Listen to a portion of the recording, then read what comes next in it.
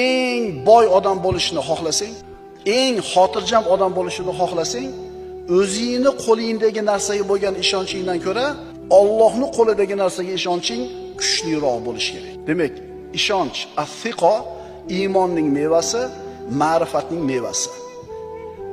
Allohni tanisang, albatta unga ishonasan. Allohni tanisang, Allohga suyanasan. Bizni zamonamizdagi ham, avvalgi zamondagi va bundan keyin keladigan odamlarning muammosi ayni mana shu masalada. Allohga bo'lgan ishonchi zaif. Mana shu masalada odamlar biri ikkinchisidan farqlanadi. Tushunarlimi?